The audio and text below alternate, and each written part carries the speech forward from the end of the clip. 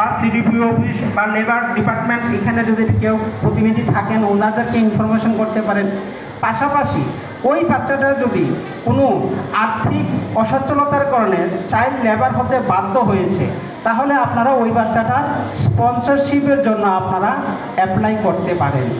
মা বাবা যদিও থাকে, যদি ফ্যামিলির অবস্থা খুবই খারাপ হয়, যদিও আর্থিক অনটনের কারণে যদি তাকে চাইল্ড লেবার হতে বাধ্য করেছে, সেই ক্ষেত্রেও কিন্তু আপনারা ওই পড়াশোনার জন্য আপনারা ওই শিশুটার জন্য আপনারা অ্যাপ্লাই করতে পারেন স্পন্সরশিপের জন্য। কারণ আমাদের রাইট টু এডুকেশনে কী লেখা আছে? রাইট টু এডুকেশনে কিন্তু আছে 14 বছর বয়স পর্যন্ত স্কুলের যে কোনো ছেলে মেয়ে, প্রত্যেক ছেলে মেয়ে কিন্তু স্কুলে যেতে বাধ্য। 14 বছর বয়স পর্যন্ত, 14 বছর বয়স পর্যন্ত কোনো শিশুকে কোনো কাজে নিযুক্ত করা যাবে না, এজ এ লেবার হিসেবে কোনো কাজে নিযুক্ত করা যাবে না। হ্যাঁ, 14 বছর পরে কিছু কিছু ক্ষেত্রে দেখা যায় যে যদি প্রশিক্ষণমূলক যদি কোনো কাজ হয়, যদি ঝুঁকিপূর্ণ কাজ না হয়, আর ঝুঁকিপূর্ণ কাজ যদি না হয়, তাহলে সেই ক্ষেত্রে সে কাজ করতে পারে। কিন্তু 14 বছরের নিচে কোনো শিশুই কাজ করতে পারবে না। সেই চাইল্ড লেবার অ্যাক্ট অনুসারে হ্যাজার্ডেড এবং নন হ্যাজার্ডেড কতগুলি কাজ আছে ঝুঁকিপূর্ণ, শিশুর জীবনে সেই কাজটা করতে গিয়ে ঝুঁকিপূর্ণ, সেই কাজগুলি 18 বছর বয়স পর্যন্ত করতে পারবে না।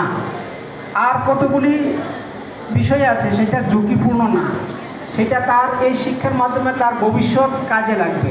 ঝুঁকিপূর্ণ যদি না হয় 14 বছরের পর থেকে সে কাজ করতে পারে। আর যদি চাইল্ড লেবার হয়, যদি আগেই বলেছি, যদি কোনো আর্থিক অনটনের কারণে যদি ওই শিশুটা চাইল্ড লেবার হতে বাধ্য হয়েছে, সেই ক্ষেত্রেও কিন্তু আপনারা স্পন্সরশিপের জন্য আবেদন করতে পারেন। ঠিক আছে? এবার দেখা গেল কি আরেকটা বিষয়, খুব শোচনীয় বিষয়, যে মেয়েটার বয়স যখন 12-13 বছর বয়স হলো, তখন মেয়ের জন্য বিবাহ দেওয়ার প্রস্তাব চলছে, আলোচনা চলছে। এটাকে কি বলে? 18 বছর বয়সের আগে যদি কোনো বিয়ে দেওয়া হয় সেটাকে কি ম্যারেজ বলে? কি ম্যারেজ বলে? চাইল্ড ম্যারেজ বলে। যদি কোনো শিশুকে 18 বছরের বয়সের আগে যদি বিবাহ দেওয়া হয় সেটাকে বলা হয় চাইল্ড ম্যারেজ।